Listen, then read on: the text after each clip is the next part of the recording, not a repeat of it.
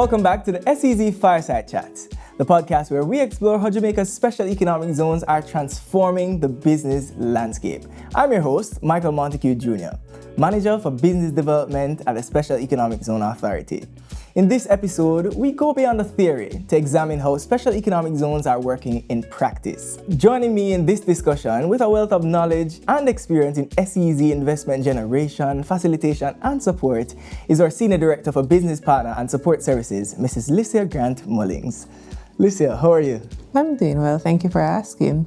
All right, so to kickstart this conversation, the idea is usually that SEZ is just land and infrastructure, but it goes far beyond that, right? Because the real value is in the business, right? And the business models that exist.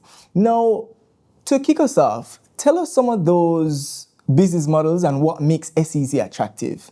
Okay, sure. So let me take a step back because you are indeed correct. As a government entity, investors are not usually desirous of hearing, oh, the SEZ regime was created to help to stimulate economic growth. So usually when we are presenting the opportunity to our businesses, we usually say SEZs are here to make your business make money. So I'll start there because incentives that we offer lower your operating costs as a business. For example, the reduced corporate income tax. Within the domestic territory, you'll be starting at a rate of 25%.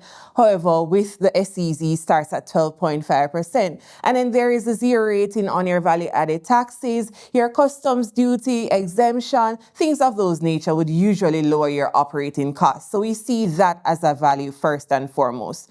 The next thing that we usually put forward as a unique selling point or a value proposition of the regime is that it offers the benefit of accessing these fiscal incentives at a geographically strategic location.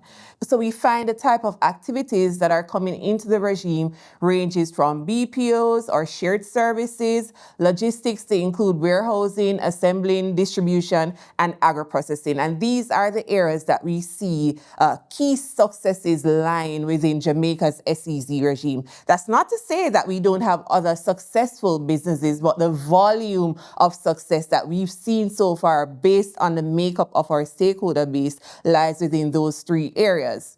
So we've identified the activities that do very well within the SEZ regime. Let's move on to financing structures. You would have spoken about the type of statuses on previous episode. Right. Your developers, your occupants, and your zone users. So just a quick recap, your developers are the ones that build out the space. Your occupant focuses on production and service delivery. Your zone users also focus on production and service delivery, but they offer a more supporting role to the tenants of the space.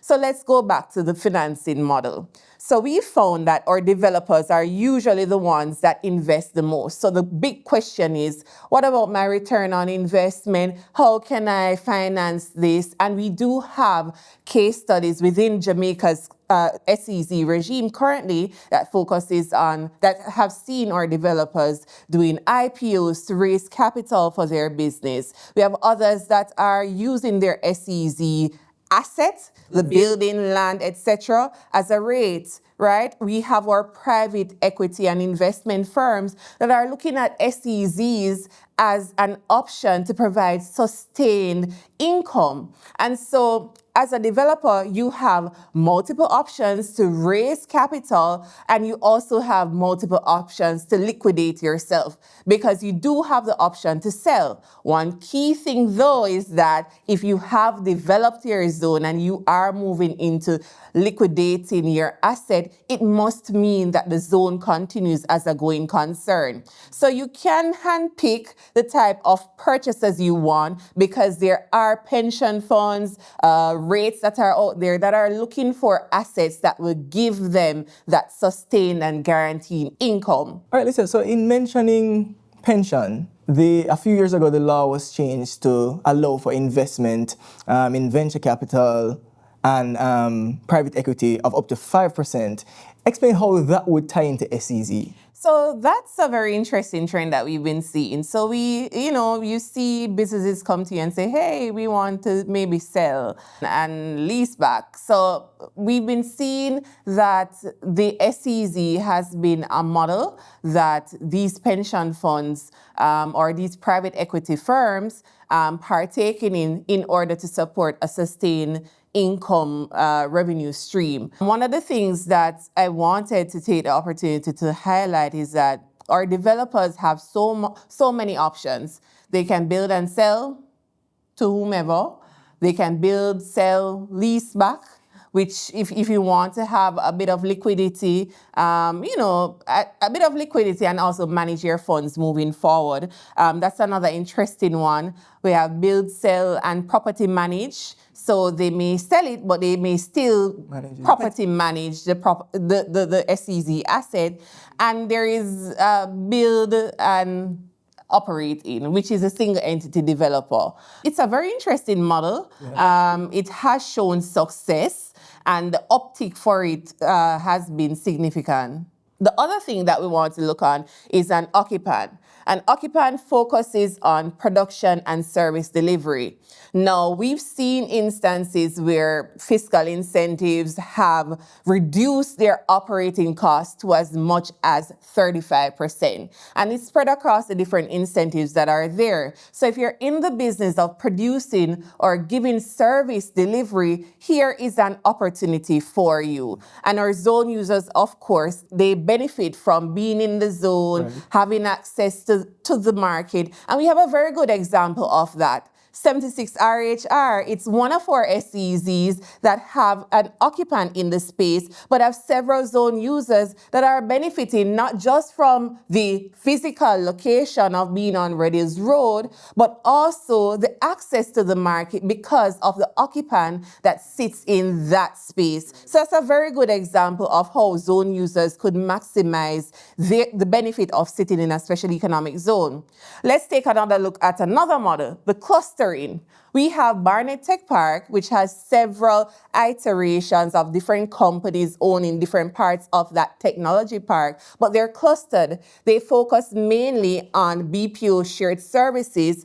However, they also benefit from having those zone users in the space. So that's a very good example, right, of a clustered SEZ. And not to be outdone, we have our partner, the Port Authority of Jamaica, owning zones such as the Montego Bay Special Economic Zone and Technology Park that focuses on light logistics type activities and also shared services. Yeah. And then there's Kingston Special Economic Zone that focuses more on the industrial side. And that's another example of having all your commercial, industrial type activities that's operating in the space. And by virtue of these businesses operating for such an extended time, we know that it is working. So in stemming off of that, Licia, I know something as the authority does to support our investors is through our missions that we go on, the different international events that we attend. We ensure that our investors who are existing in the special economic zone and those who are new can still benefit. Walk me through some of those. You did mention our business missions that's led by our Ministry of Industry, Investment and Commerce, our parent ministry. But as an authority, we do have a research team. We have a business development team that focuses on identifying new markets, potential investors. We encourage backward and forward linkages.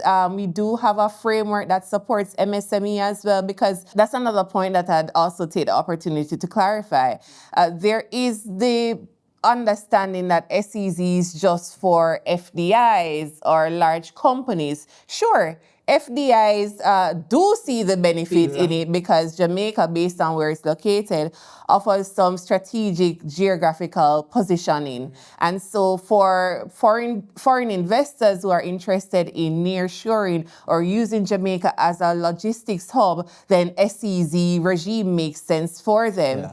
However, our legislation does factor in that the Jamaican business environment will have MSMEs and we don't want to leave them out. So under the MSME model, we see a difference in the requirements that are needed. Of course, we're going through the motion of continuously reviewing to see how we can better serve our MSMEs in order to allow them to grow and get to the point of exporting on a large scale, but it exists.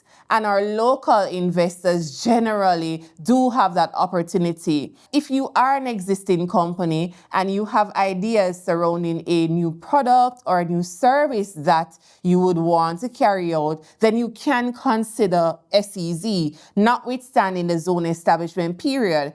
We will guide you as to how best you can approach and apply for receiving incentives as an existing company that has a new idea, new activity, a new product, a new service. Are there any other aspects of SEZ that makes it attractive, or you would say why an investor should make SEZ their point of entry? Sure. So I also want to take the opportunity to highlight that the authority is very progressive in the way that it acts as a regulator. We always strive to ensure that our legislation is properly streamlined, remains modern, current, and aligned with the trends in the global economy. One of the other things that I want to highlight is just the fact that we are mandated to form partnerships to enable ease in doing business. Right. So we do form partnerships with government entities as well as the private sector, whether it is to allow for access to capital or to allow expedited process as it relates to accessing other government approvals or permits. The authority has made its name known out there that we are here to support our investors, of course, within the ambit of our legal framework. But we have seen where businesses have expressed that by virtue of being a special economic zone company, the way they do business is much easier than if they were in the domestic. That's a very good point, Licia. And why I say that is because a lot of persons, they want to see that it works. Mm-hmm. They want to understand that it works for somebody else. So real quickly, if you could share, besides those examples, any other case studies of successful models that has used SEZ to leverage their investment? Sure. So for example, we do have a hybrid model between your developer and your occupant, and it's called a single entity developer. And we have several standalones or single entity developers that are operating within the regime. Kingston Wharves Limited, Kingston Freeport Terminal Limited, associated manufacturers, which many people would know as Walkers Wood. These are all standalone or single entity developers that are operating in the regime for an extended time and are reporting indeed that their profits continue to grow. In piggybacking off of that point, Licia, how can another company who is looking to invest know which status to identify their company within?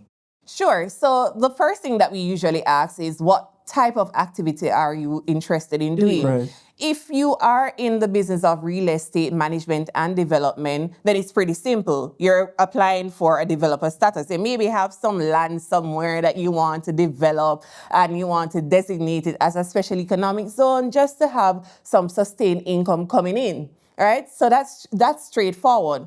Where it gets a little bit tricky now is when you are doing production or service delivery, because then it's about where do you want to be located. Right. You know, as a Jamaican, you may have family members that own property that you may want to develop and carry out your production and service delivery in. That's where the hybrid model comes in play, the single entity developer status.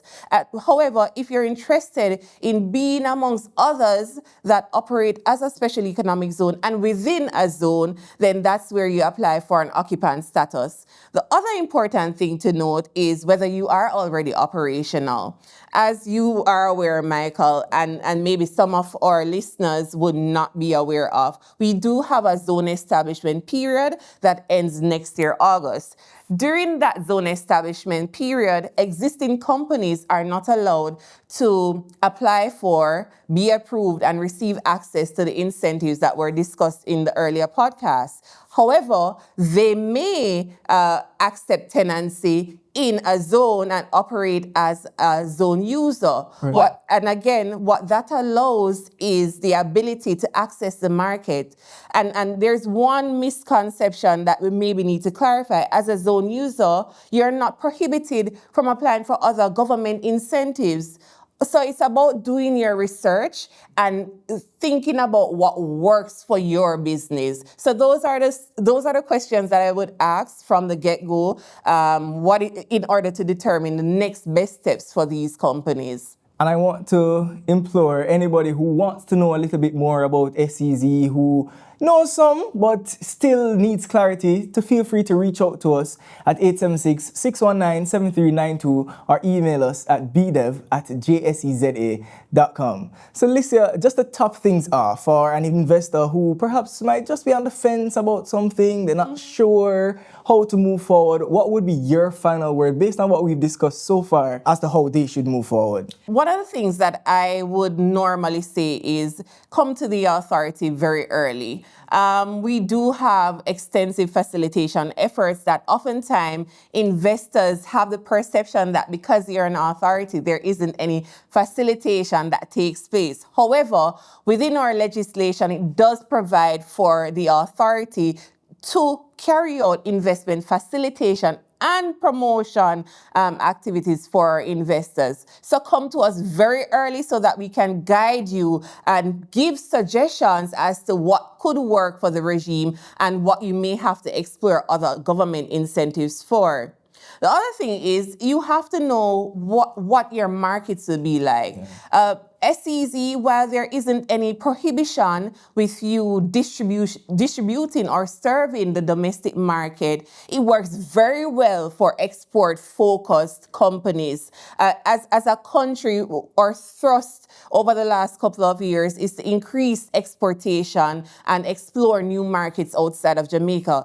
SEZ is the vehicle for that. So I'll leave it there for others to consider. Thank you so very much, Licia, for joining us on this episode to unpack the SEZ success stories. It is really appreciated, and I'm sure a lot of our investors are grateful for this information that you have shared today. Thank you for having me, Michael. It is always my pleasure to share insights about the SEZ regime. And remember, SEZ is here to make your business grow. There we go. Now, on to our next episode. We'll turn focus to the future, specifically technological development from smart infrastructure to digital innovation. We will explore how SEZs are getting on the wave of transformation. So stay tuned.